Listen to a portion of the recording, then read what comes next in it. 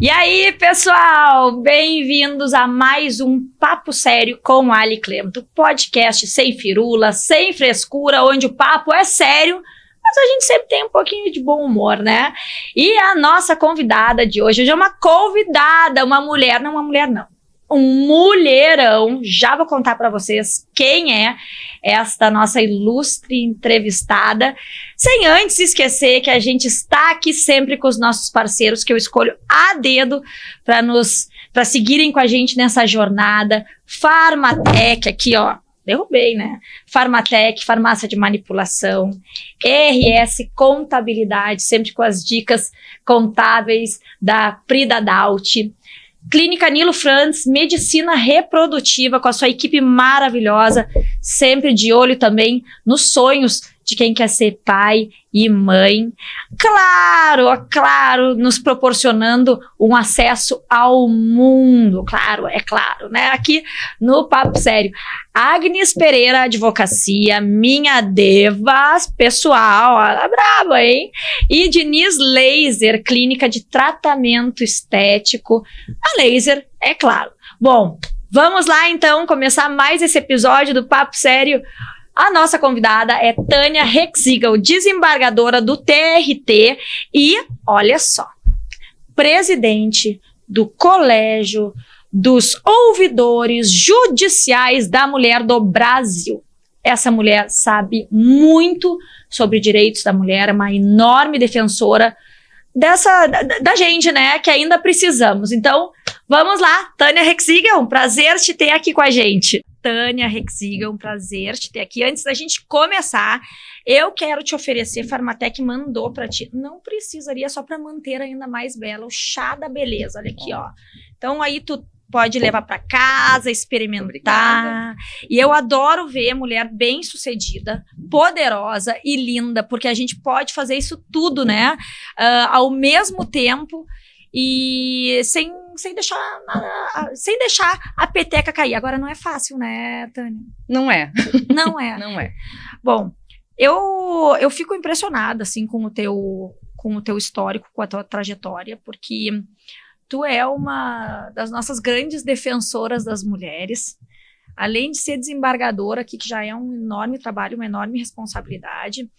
Tu é presidente do Colégio de Ouvidores Judicial das Mulheres, é isso? Isso, do COJUM, exatamente. Exatamente. Bom, vamos começar por aí. O que significa esse órgão com um nome tão pomposo? Porque isso é em âmbito nacional, né? Isso. Bom, primeiro eu quero agradecer o convite, Ali, para mim também é um prazer estar aqui contigo. Eu te acompanho, te admiro, então a recíproca é verdadeira. Adoro mulheres também, à frente, maravilhosas, desembaraçadas, e então é um prazer estar aqui no teu programa. Tamo junto. Então estamos juntos. Aliás, a Tânia, que é a nossa primeira convidada mulher nessa temporada do Papo Sério, e eu fico muito feliz de ter, assim, a tua pessoa representando esse momento, porque essa é uma briga contínua, né, que ainda tem muito pela frente, que é defender o nosso espaço. Sim. Embora haja muitas mulheres bem resolvidas, bem posicionadas, a gente sabe que isso não é a realidade num geral. Então, me conta, Tânia, como é que funciona o teu trabalho? Tá. Primeiro, então, vamos falar do COJUM. Uhum. O Colégio de Ouvidorias Judiciais para as Mulheres, ele é um colégio formado por ouvidoras judiciais dos tribunais de justiça em âmbito nacional. Como se constituiu o COJUM? Como ele se criou? Ele é um colégio muito recente. Ele tem apenas 2 anos. Por quê? Porque ele é um colégio que agrega ouvidorias judiciais para as mulheres e que isso realmente é um órgão novo dentro do Poder Judiciário.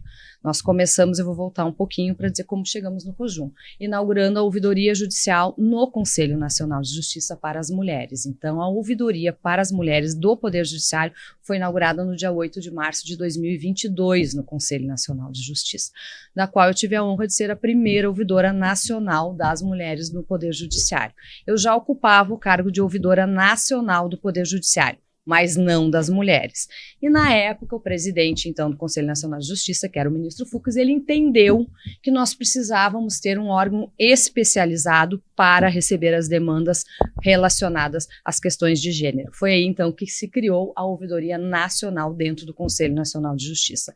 Na sequência, então, uma sugestão, uma recomendação nele que os tribunais criassem as suas ouvidorias judiciais para as mulheres, os tribunais em âmbito todos os ramos, tanto estadual, federal, trabalhista, eleitoral, militar, todos. E assim, então, eu saí por esse nosso Brasil afora, visitando os tribunais e tentando convencer os presidentes, que a grande maioria dos presidentes dos tribunais são do sexo masculino, são homens, de que era importante, então, este órgão dentro do Poder Judiciário.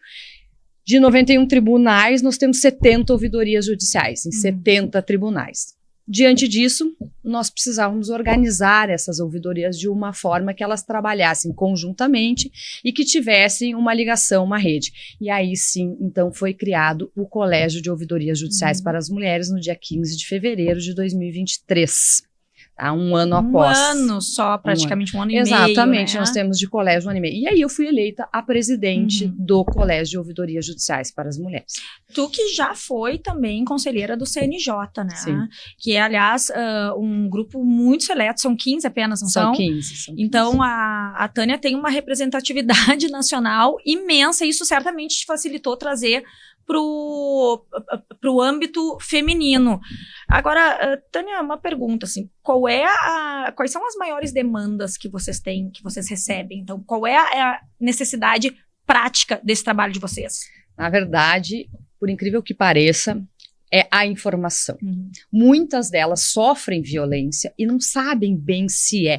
Porque quando fala em violência doméstica, muitos pensam na violência física direta.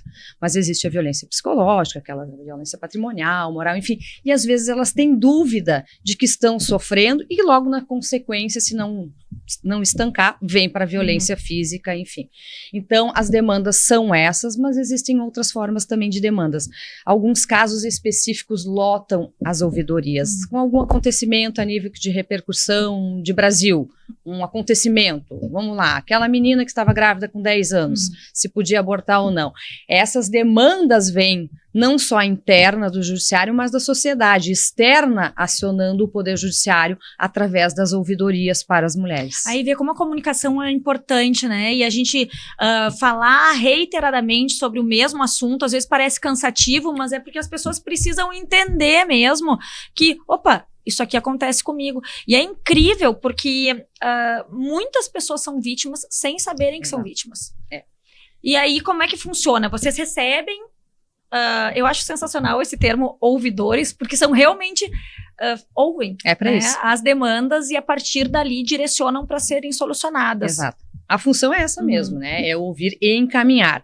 A princípio para o seu presidente, né? No caso, no CNJ, a minha função era receber as demandas, fazer encaminhamentos e levar ao presidente. Tanto que foi assim que se instituiu a Ouvidoria da Mulher, analisando e vendo o número de acionamentos voltados a essas questões das mulheres, que surgiu a Ouvidoria Nacional da Mulher. Então, nós temos uma rede, né? Essa rede daí, então, é composta não só das ouvidorias judiciais do Brasil, mas como, por exemplo, se chega alguém na ouvidoria do Tribunal de Justiça do Rio Grande do Sul hoje e diz, eu estou com um problema da Delegacia da Mulher, eu vou lá e não me atende. Um exemplo, a gente vai acionar a ouvidora da Polícia Civil, que a gente já tem reuniões... É ouvidor com ouvidor. Exatamente. É bem importante esclarecer que a ouvidoria não tem um papel de correção, de corregedoria. Mas ela recebe e encaminha para a corregedoria também, para que a corregedoria tome as decisões, se é que tem que ter algum andamento naquele acionamento, né? Se vai investigar, se não vai, enfim. Então, a ouvidoria é a porta de entrada do judiciário para tudo, né? Para questões de que venham a ser envolvidas com as mulheres, especificamente as das mulheres, mas não é interno, quer dizer que não atende só o público interno, só as servidoras, não, é externo. Ela atende todos e faz os devidos encaminhamentos. Então, com um prazo sempre de responder. Então, isso que a rede, isso que o colégio organiza. Nós nos encontramos 2 vezes por ano, tem encontro nacional, recentemente, mês passado, nós tivemos em Manaus, foi no Amazonas, e o nosso próximo encontro será em dezembro no Tribunal de Justiça de Salvador, na Bahia. Então, 2 encontros por ano, todas as ouvidorias judiciais para as mulheres se reúnem e trazem o que foi o maior acionamento nesse semestre. foi violência patrimonial, vou dar um exemplo, né? Violência eleitoral, porque nós também agora esse ano vai ser um ano eleitoral, então tem muitas questões que envolvem. Violência eleitoral, gente. No que vamos abrir um grande parênteses aqui. No que consiste a violência eleitoral? Nós temos algumas questões bem importantes, né? Até de questões de assédio dentro do próprio sistema eleitoral, de partidos políticos com relação às candidatas, aquelas candidatas que muitas vezes se tornavam candidatas laranjas. Recentemente, o Tribunal Regional Eleitoral, agora faz uma semana, inclusive, criou um comitê de combate à fraude nas questões de gênero eleitoral. O nosso TRE foi o primeiro do Brasil que inaugurou. Então, envolve tudo que envolver as questões com relações às mulheres, ameaça, renuncie para nós ficarmos com seu cargo, ameaça, não faça campanha. Então, o TRE, por incrível que pareça, foi o primeiro ramo. Nós criamos a ouvidoria da mulher dia 8 de março no Conselho Nacional de Justiça. O ministro Fachin, no Tribunal Superior Eleitoral, criou no TSE no dia 21 de março.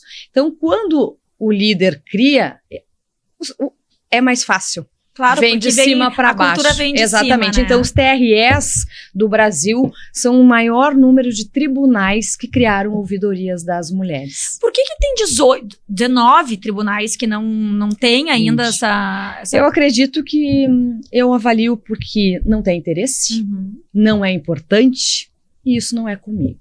É muito claro. Né? É aquilo que tu disseste, lá vem aquele assunto de novo. Mas quando surgem determinados fatores... Aí lembro que é importante. Quero crer que aqui no Rio Grande do Sul todos os tribunais tenham essa ouvidoria, né? Não, por incrível que pareça, nós não temos. Né? Nós temos no TRF4, nós temos no Tribunal de Justiça do Rio Grande do Sul, nós temos no TRE, nós temos no Tribunal de Justiça Militar e nós não temos no TRT do Rio Grande do Sul. Aonde tu atua, Tânia? É o ditado aquele, casa de ferreiro, espeto de pau. Pois é, mas não temos. Não temos. E por que, assim, ainda mais porque a gente... Bom, tu já mencionou, né? Muitas vezes é falta de vontade mesmo. Ou é falta de recurso, porque não requer recurso. Que... Não requer recurso. Eu acho que é questões de prioridades, né? De agenda, de meta, de plataforma. Então... Para uns algo é mais importante, para outros não. Isso eu acho que é uma questão muito de administração, de perfil. E vocês, assim. Partindo do princípio de que vocês se encontram, né, anualmente, vocês conseguem ter métricas dos resultados? Porque a partir disso começa a se ver que não, aqui a gente conseguiu evoluir nesse ponto, né? Então, hoje a defesa de gênero é algo tão tratada que soa estranho a gente não ter um tribunal aqui com esse o Rio Grande do né? Sul perdeu um protagonismo, eu acredito, que nós sempre tínhamos aquilo que éramos os primeiros em muitos aspectos, somos guerreiros, inovadores em muitos aspectos, mas ao mesmo tempo somos um estado eminentemente machista, muito machista. E é algo que pelos dados se verifica, e às vezes está escondido. Enraizado, tá lá no teu fundo e tu nem sabes o quanto tu ainda é machista, o quanto isso, na verdade, representa prioridade ou não. Para mim, vida sempre representa prioridade, não importa qual vida, ela representa prioridade. E esse é o nosso bem maior e deveríamos primar por isso. Depois vem, né, outras questões, mas o bem maior, o maior patrimônio é a vida. E quando nós falamos em questões de vida e de mulher e de violência, nós estamos tratando não só daquela vida daquela mulher, nós estamos tratando da vida daqueles filhos que vão ficar órfãos também, porque eles vão perder aquela mãe. Muitos casos de feminicídios, os autores, eles na sequência, eles acabam se matando, se suicidando. Então aquelas crianças ficam órfãs de pai e mãe. E se não acontece isso, aquele pai vai para cadeia também, que é o local de que assassino deve ir. É pra cadeia. Não, e aí tu tá aquela criança vai ficar órfã de qualquer jeito. E com um enorme trauma. E tu tá falando, claro, né, Tânia, de uma situação, da situação limite, que é o feminicídio. Mas eu tenho, pra mim, com absoluta convicção, que a mulher é a base da sociedade, porque ela é... E eu falo isso assim, sem parecer, e mulheres são o máximo. Não, é que a mulher dá a vida, e é ela que acaba direcionando também os filhos, sendo a base dos filhos que serão cidadãos, né, que serão seres humanos e que vão propagar isso adiante. Então acaba sendo a base da sociedade. Mesmo que se tenha uma violência de outro tipo, que seja psicológica, enfim, acaba sendo algo que sim gera seu paga o pedágio, exatamente, né? Agora tu falou em ser um estado machista, eu concordo, eu acho que é uma luta contínua. Como é que tu vê isso na engrenagem do judiciário? Porque o judiciário, ele é também tradicionalmente mais conservador, sempre foi, e, por conseguinte, tem muitos homens. É interessante porque a gente tem muita concursada, né? Hoje em dia, eu acho que a maior parte... 53% das aprovações em concurso para magistratura são de mulheres. Mas é porque daí só depende da mulher estudar e passar. Como é que ela chega nos postos de comando e de liderança? Isso é algo bem importante que tu estás me falando, e acho que a gente... Sempre que eu tenho oportunidade, eu gosto de dar alguns exemplos e frisar. A mulher chega, exatamente, até porque o concurso, até a prova oral, ninguém sabe quem é o candidato, né? É o número tal. Então, tu não sabe se é homem ou se é mulher, tu não identifica. Na prova oral, a gente tinha uma certa também ideia de que algumas mulheres eram reprovadas na prova oral, porque a maioria da banca eram homens. Então, o Conselho Nacional de Justiça, inclusive na minha gestão, instituiu uma resolução que nas bancas de concurso 50% tem que ser mulheres e 50% homens. Tá? Então, isso já é um fator, assim, para dizer, tu sabe a minha dor, tu sabe o que é ter um filho, tu sabe o que é sentir, né? Então, vamos equilibrar. E até né? até o fato de ter uma visão diferente da vida, e exato, tá tudo certo. Tá tudo certo. Então, o que acontece? A mulher, quando passa no concurso, o homem também, né? Ele passa para juiz substituto e ele vai lá para Uruguaiana. Tá? E aí, com o decorrer do passar da carreira, ele vem vindo como juiz substituto para Porto Alegre. As mulheres, ultimamente, elas optam, se empoderam, passam no concurso, não têm família, não têm filhos. No momento que elas passam no concurso, aí elas constituem família e têm filhos. Quando elas estão vindo para Porto Alegre, que ela vem a ser promovida a juíza titular, a promoção vem a quase ser para ela uma penalidade, porque ela volta para a Uruguaiana como juíza titular, para poder um dia chegar a ser desembargadora, a ser ministra. Esta é a carreira. E o que ocorre com a grande maioria das mulheres, isso foi um estudo feito no Conselho Nacional de Justiça e na Infam, elas abrem mão desta promoção, de voltar para longe da capital, porque daí já tem um marido que trabalha, que não vai acompanhá-la, que a maioria das mulheres acompanha os maridos magistrados homens para o interior, e os filhos, principalmente aquelas magistradas que têm um filho com um determinado problema de saúde, e que nas grandes capitais é onde tu tem mais recursos hospitalares. Então elas abrem mão da promoção, consequentemente, não virando juízas titulares, elas não chegam a desembargadora, e se não chegam a desembargadora, não chegam a ministras. Então, o gargalo fica lá no primeiro grau. Então, algumas questões de empoderamento, de resoluções que venham a auxiliar esses magistrados que têm filhos com problemas, algumas coisas do Conselho Nacional de Justiça tem tratado dessa temática com uma lente de aumento para a gente tentar que isso melhore. Atualmente, ainda o número é muito pequeno. E nós temos um mestrado profissional na Infam, que é a Escola de Magistratura em Brasília, que trata justamente sobre as questões de gênero e da carreira da mulher no judiciário. Então, eles fizeram um estudo, e eu fiquei muito feliz porque eu faço parte do estudo. Como é que faço parte do estudo, objeto? Como que algumas mulheres chegaram até o Conselho Nacional de Justiça e ministras em 20 anos, chegaram 22 no CNJ, 200 homens e 22 mulheres. Então, 10%, 10, é menos, 11%, 10, é. O que elas fizeram para chegar lá? Como que elas chegaram para que sirva até de incentivo e de estímulo para as outras? Se eu cheguei, você pode chegar, você pode também. Então, isso é uma questão bem importante. E o que acontece? Como a maioria do comando é masculino no Poder Judiciário, que eu digo na cúpula, né, na administração, aí são essas consequências, e aí a gente volta para a pergunta que tu me disseste. O que é importante para quem está no comando? É a questão de gênero, é a questão de violência, ou é outras questões importantes também, mas são questões de prioridades. Então, eu acho que esse é o nosso reflexo, é muito de quem está à frente. Dou o exemplo do próprio ministro Toffoli e o Fux, para eles essa pauta era muito importante. 2 homens, a pauta feminina, as questões de gênero eram importantes para eles. Então, a gente evoluiu muito nesse momento, nesse período. E, aliás, falando em mulheres, vou aproveitar para lembrar que hoje é tão mais simples, é tão presente a possibilidade de congelar óvulos, gente, garantir aquela tão sonhada maternidade, né? A gente tem tantos sonhos, tantos projetos para realizar e muitas vezes acaba deixando para depois e se preocupa com uma possível gravidez no futuro. Às vezes também não tem o parceiro certo ou a parceira certa, mas entra em contato com a clínica Nilo Franz, eles são especialistas, sumidade em medicina reprodutiva e você pode deixar seus óvulos lá congelados, esperando o momento certo para decidir quando for engravidar, afinal, e aí sim, realizar um sonho verdadeiramente. Onde você vê um sonho, nós vemos possibilidades. Você tem esperanças, nós temos tecnologia. Você imagina o futuro, nós planejamos o amanhã. Você tem o apoio da sua família. Nós temos um grande time. Você conta os minutos para a chegada.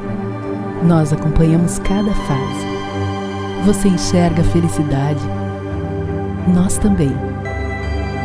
Nilo Franz, Medicina Reprodutiva. Clínica Nilo Franz, olha, essa você pode contar. Aliás, é importante fazer esse, mais um parênteses aqui, porque eu acho que a gente tem que caminhar junto com homens e homens com mulheres, né? Quando a gente fala em combater esse machismo que existe em tantas estruturas, né? É contando com os homens também. Não é só mulheres, porque isso também é demais. Agora, aproveitando tudo que tu me expôs, partindo que esse teu exemplo é do judiciário, mas que também a gente vê em várias outras redes e estruturas, né? Qual seria, a teu ver, a solução, Tânia? Porque assim, quando a gente fala, inclusive, de prioridades, se a gente for avaliar isso, também nós temos mulheres priorizando famílias, né? E eu tô falando isso porque, de repente, é o momento. Tá com um filho em uma determinada idade, será que isso é vontade delas? Ou será que a vida e o mundo atropela as mulheres e elas não conseguem por falta de rede de apoio não só de alguém te ajudando ali, terceirizando o cuidado do filho? A gente volta muito para a questão do filho, né? Mas também tem o impacto do casamento, que muitas vezes demanda. Porque o que eu ouço muito, e isso na política, por exemplo, né? Tem que fazer cotas para as mulheres porque elas não querem ser políticas. Por que não votam em mulher? Será que as mulheres não querem ou será que elas são atropeladas pelo mundo? Elas são atropeladas, né? E aí é o ponto que tu avalia. Quais são as minhas lutas? Quais são as minhas prioridades? Até que ponto eu devo me expor, me desgastar? Até que ponto eu vou ser reconhecida por aquilo que eu faço? Será que eu quero ser reconhecida? Ou eu faço aquilo porque eu sei que eu vou ajudar de alguma forma? Porque se nós esperarmos, às vezes, o reconhecimento, nós não teremos. E se nós esperarmos, talvez, o incentivo, a parceria, a mão, né? Também não teremos. Então, o que eu penso é nós precisamos nos conscientizar e conversas como essa. Uhum. Como é que tu chegaste até aqui? O teu meio é um meio altamente competitivo também.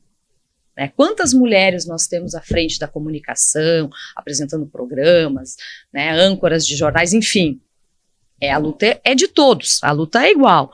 Eu digo que ninguém vai bater na sua porta para lhe dar uma oportunidade. Isso não esqueçam que não vai acontecer. Só que para nós, mulheres, essas oportunidades são bem menores e bem mais difíceis. Então eu sempre digo, nós precisamos estarmos capacitadas. Uhum. Preparadas. Pronta, para quando passar o cavalo encilhado. Se passou lá na esquina, corre, né? Corre e diz, eu tô aqui. Porque senão não vem. Né? Isso daí é uma questão, acho que geral. Ela não vem, ela não bate na sua porta. Né? Então eu procuro estar sempre na forma que eu posso, fazendo exatamente. Tânia, mas tu foi eu digo que eu fui do Chuí ao Oiapoque. Eu fui ao Oiapoque. Né? Fui lá conversar com aquelas mulheres ribeirinhas, eu fui nas comunidades quilombolas, eu fui nos indígenas, e eu conversei com eles todos, com todas elas, da mesma forma, né? Para que elas... É difícil, às vezes, tu te inserir por várias questões, até culturais, locais, né?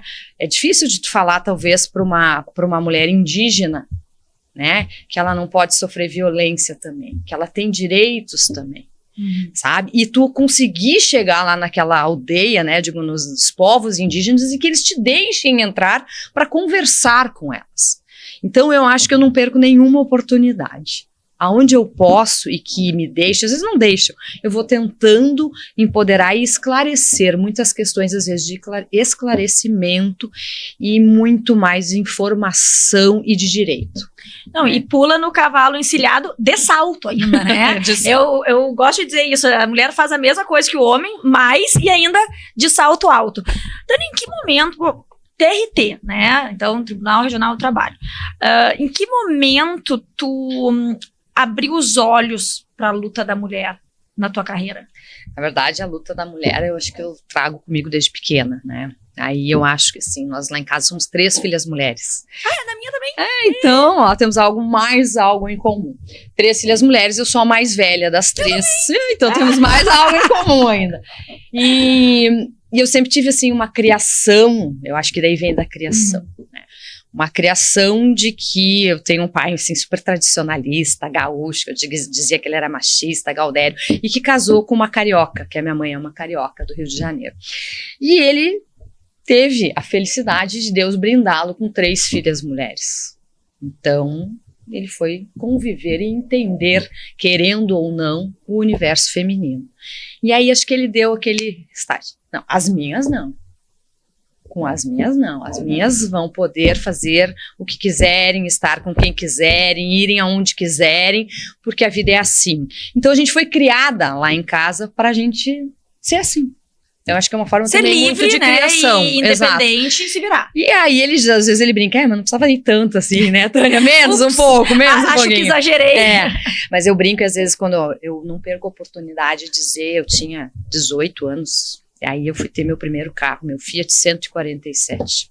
E o pai dizia assim, tu quer ter um carro? Eu trabalhava de quero, então tu tem que, no mínimo, na época não tinha seguradora, né, eu gosto de contar isso. Se o pneu do carro furar e tu estiver numa rua escura, tu tem que avaliar qual é o risco que tu vai correr em tudo na tua vida. Então eu vou cronometrar aqui quanto tempo tu vai demorar para trocar um pneu de um carro na noite. E assim ele nos criava. Nos ensinava a pular na chave de estrela, bem na pontinha, para ter o peso. Então eu sempre fui criada de avalie todos os teus atos e quais são os riscos que tu corre. 51% vale a pena correr o risco. E é assim que eu faço as minhas avaliações. É uma enorme lição. Já rolou um corte aí, né? Vocês já viram. E eu quero te perguntar o seguinte, então, tu sabe trocar pneu? Sei trocar pneu. Meu Deus, isso eu ainda não aprendi na vida. Hoje, graças a Deus, a gente até nem precisa mais. Tem seguradora, mas naquela época precisava, né? Então, eu dei um exemplo muito claro, assim, que é andar na noite, na rua, tu sabe os riscos. Então, tu vai ter que aprender a andar, tu vai ter que não te expor, né? Enfim. Então, a minha vida sempre foi muito assim, né? E assim, a gente foi criada lá em casa. Vocês podem tudo. Então, meu marido brinca de vez em quando, Tânia, tu beira a inconsequência. Porque eu ando no fio da navalha. Bom, tu tá no 51%, exatamente, né? Eu me arrisco. E acho que deu sempre certo e nada deu errado, enfim. Então, é isso que me motiva, né? Então, eu sempre fui, mesmo antes de ser magistrada, eu sempre me envolvi com as questões de mulheres. Eu sempre participei de comissões de mulheres, de grupos de mulheres, tudo que envolvia, porque eu sempre via das dificuldades que as mulheres tinham e minhas amigas, enfim. Então, foi algo que sempre me despertou. E algumas pessoas sempre, quando eu era entrevistada, me perguntavam, tu sofreste algum tipo de violência? Por que tu gosta dessa causa e por que tu te empenhaste com essa causa? Isso é muito comum as pessoas se engajarem em uma causa quando elas sofrem de perto um ente querido, né? Um problema de saúde. Então, a partir de agora, eu vou fazer campanha, né, para tal questão, para enfim. E eu não. Nessa vida, não. Em outras talvez tenha, né? Mas é uma questão até de empatia, se tu for pensar, porque não só do ser humano com o ser humano, mas quando as mulheres se reconhecem e percebem, porque isso existe ainda, é uma dificuldade. O fato de ser uma mulher bem resolvida não tira de ti a capacidade de empatia e perceber que muitas não conseguem chegar, né? Não tem essa voz, não tem esse espaço. Agora, Tânia, dessa tua andança pelo Brasil, né, e junto com essa tua percepção, como é que tu vê a mulher nesse país tão gigante, né? Onde converge a nossa dor. Porque a gente está falando de indígena, a gente está falando de mulheres aqui no sul, mulheres no Nordeste, é um país tão diferente. Mas as mulheres têm, num certo nível, as mesmas dores, né? Em graus, às vezes, um pouco diferente, mas é a mesma. Por isso que eu faço questão, tu captaste muito bem. Tanto as do Chuí como as do Oiapoque. Nosso país, embora tão grande, com culturas diferentes, mas com alguns estigmas iguais. A mulher, ela ainda está muito atrás do que deveria ser o mínimo, do ideal. Ainda está. Algumas dizem, não, mas eu nunca sofri. Sofreu sim. Não percebeste que sofreu. Quando eu dava entrevistas, quando eu tinha 30 anos, 35, 40, eu sempre dizia que nunca tinha sofrido violência doméstica. Porque equivocada eu focava na violência física. Né? Naquela época. Né? Depois eu fiz mestrado sobre isso, fiz doutorado sobre isso. Estou fazendo pós-doutorado, porque é o meu tema, é o meu estudo, é o meu foco, né? Para me capacitar para saber do que eu falo. Mas eu constantemente ali sofro violência. Eu sofro vários tipos de violência. Dá alguns exemplos para nós, na medida do que tu puder falar, claro, porque esse tema ele é muito, muito importante que repercuta. As pessoas têm ainda a impressão de que violência doméstica é apanhar do marido e chegar e mentir que caiu da escada, né? Quando, na verdade, a lei já tem outras formas, outros tipos, outras categorias de violência, e ela também não necessariamente vem de casa, né? Não, com certeza não. A gente sofre, primeiro, porque como mulher nós temos que provar que somos capazes 5 vezes mais. 5, é sempre 5. É 5 vezes mais. Por quê? Porque é assim. É cultural, é assim. Embora algumas estejam, a gente consiga, mas para chegar lá foi 5 vezes mais difícil do que para um homem chegar. Não, isso é um estudo, é fato. Tá? Depois nós temos que comprovar que somos capazes e que chegamos porque somos capazes, não porque fomos agraciadas ou favorecidas ou por porque alguma fez o coisa. teste do sofá, que ainda... Esse, antigamente, isso é algo que eu quero dizer, é importante que tu tenhas tocado, assim, porque eu estou muito franca.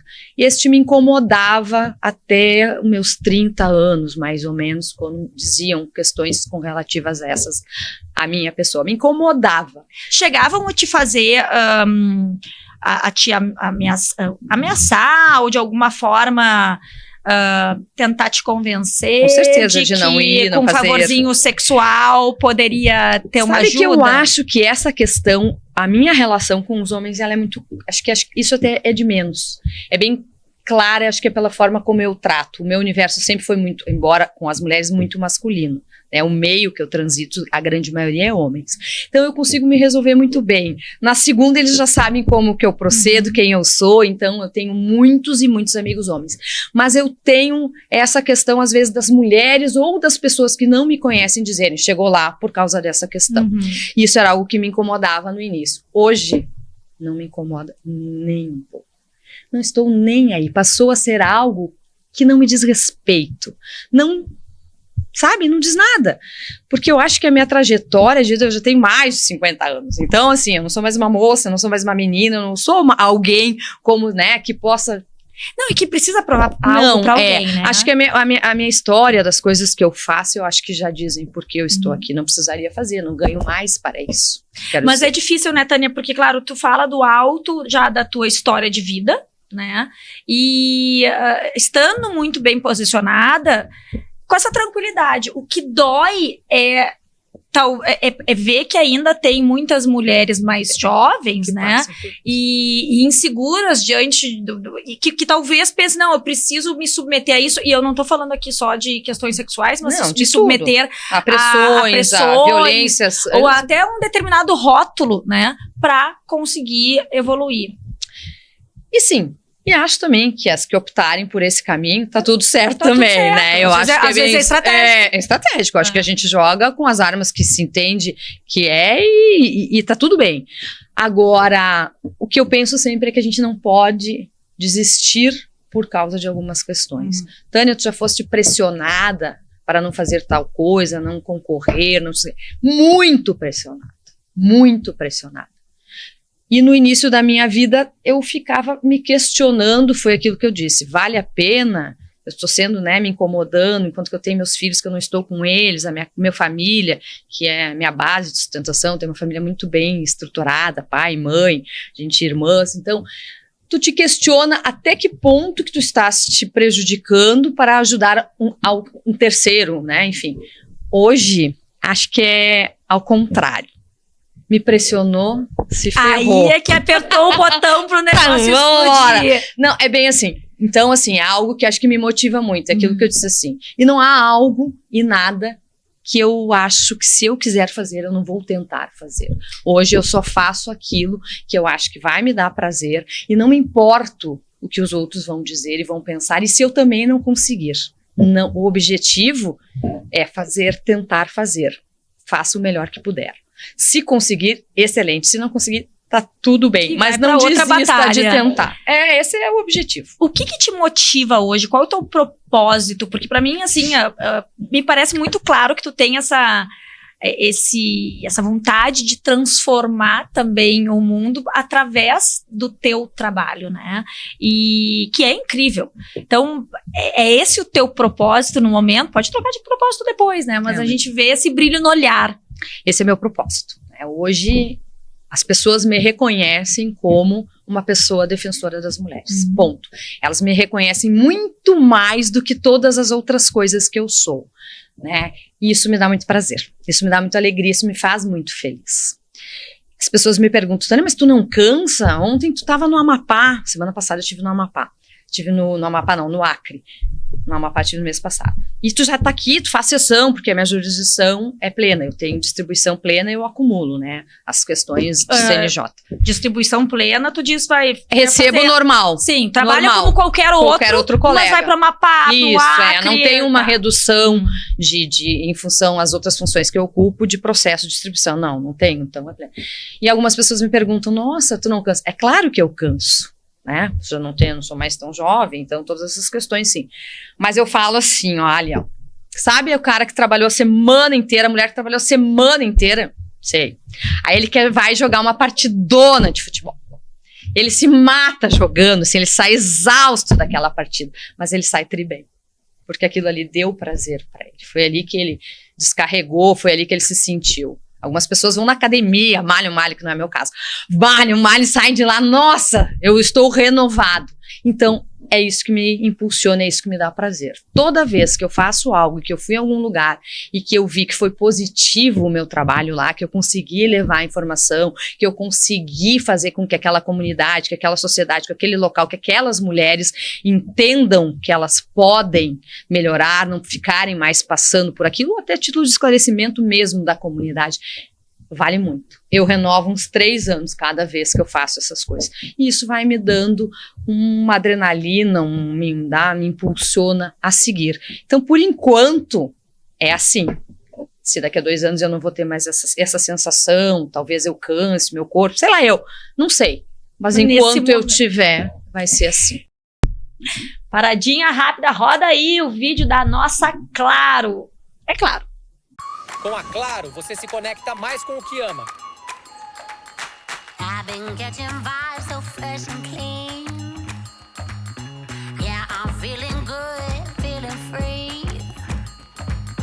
Running from my head down to my feet. It's a beautiful day. It's a beautiful day. Come out and play. Com a Claro, você se conecta mais com o que ama. De volta com esse papo maravilhoso com a desembargadora Tânia Rexigel. Tem alguma história ou alguma situação que mexeu muito contigo? Acredito que várias, né? Mas que tu gostaria de até compartilhar aqui com a gente, porque são os depoimentos reais das pessoas, muitas vezes eles nos tocam de uma forma diferente, né? E aí faz parte deles, acaba sendo um impulsionador para esse teu movimento de trabalho. Eu imagino, Tânia, que visitar essas comunidades quilombolas, indígenas, com uma cultura tão diferente, ou mesmo em locais que são mais precários, ou às vezes, ao contrário, né, tu vê a violência acontecer em círculos extremamente restritos, onde ela, na verdade, é disfarçada. O que te toca mais? Além de tudo, né? Não, me toca mais e posso lhe dizer assim, com a questão da justiça itinerante, que eu tive a oportunidade de ir em lugares que eu jamais imaginei que eu iria e fui em função desse trabalho, muitas vezes eu me questiono ali, por que aquelas mulheres, aquelas meninas nasceram lá? Por que elas têm que passar por aquilo? Porque eu tô falando, a gente fala aqui que a gente tem mulheres no nosso estado, enfim, que sofrem violência, mas que tem mais informações, eu quero dizer, tem uma delegacia no fim da rua, ou que seja um postinho policial. Mas a gente vai, que nem eu fui nas comunidades, nos bailique, nas ilhas, lá no arquipélago, eles não têm nada. O arquipélago é Marajó. O arquipélago é no Amapá, né? As ilhas que ficam na região ali, tá? Eles não têm contato com ninguém, eles moram na ilha.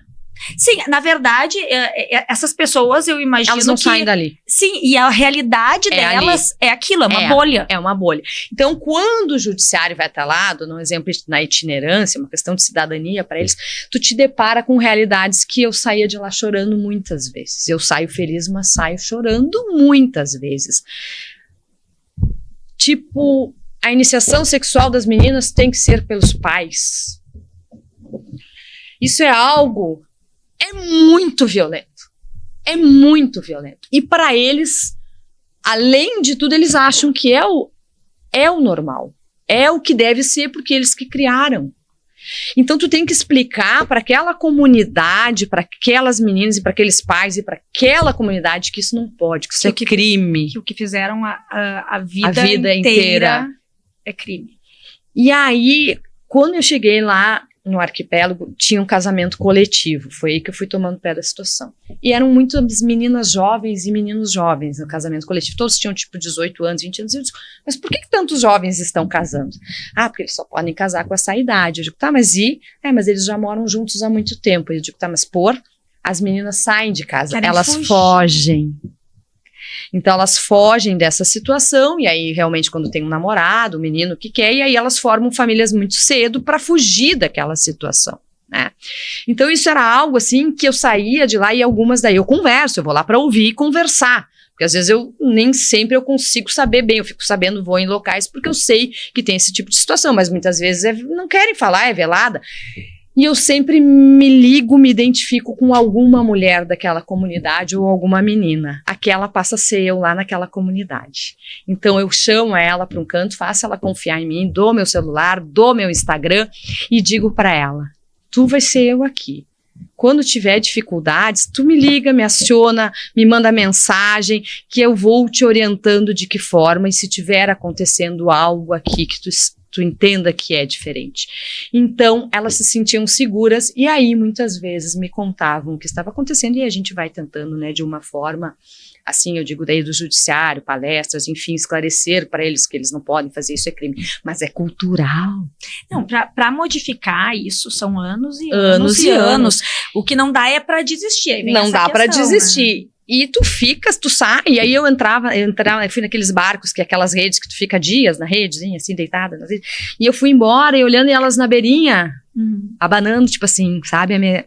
Então, são coisas positivas, que me dá satisfação, que eu sei que eu fui lá e contribuí, mas ao mesmo tempo muita dor, né? De saber que tô deixando, não sei se vou voltar. E elas voltam a te acionar constantemente algumas, depois? Sim. As comunidades indígenas é bem interessante. Eu fui numa comunidade indígena, Wayampi, no Oiapoque. E a primeira vez que eu fui lá, né? Bem no meio, fui de helicóptero, toda aquela coisa assim, no meio da selva.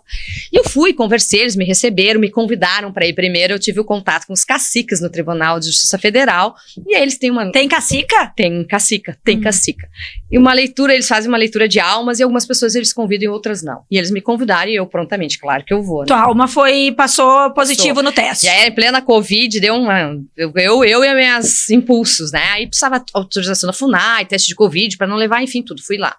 E foi muito interessante, foi muito legal. E quando eu fui embora, a cacica é uma cacica ela me perguntou se eu voltaria lá ou se eu seria como todos, que ia lá, falava, pegava as demandas e nunca mais voltava. E eu pensei, gente, como é que eu vou prometer que eu vou voltar aqui no meio dessa selva, que não posso pegar um ônibus, Não posso eu nem vou lá. mandar um zap-zap pra cacica depois. Tu sabes que eles têm celular. Olha só, eles não têm televisão, mas eles têm celular, porque eles trocaram para algumas redes passarem em cima da terra deles de transmissão. Então, as redes que passam, eles pediram 10 celulares, eles têm celular com internet. Mas vejam bem, eles estão... E eu disse que eu ia voltar, Anny. E eu disse, eu vou voltar, prometo que eu vou voltar. Vai voltar mesmo, vou voltar. E eu voltei 360 dias depois, eu voltei e levei todos os ouvidores do Poder Judiciário para lá, no Brasil inteiro, para ouvir. Então, algumas vezes eu prometo que eu vou voltar e volto e consigo voltar. Mas nem sempre eu consigo voltar. Então, assim, eu tenho certeza de que eu vou voltar nesses lugares novamente no Amapá. Eu cheguei 5 vezes no Amapá, né, nessas oportunidades, algo local que talvez eu não fosse nunca se não fosse isso, né. No Brasil eu fui a todos os lugares, menos no Piauí.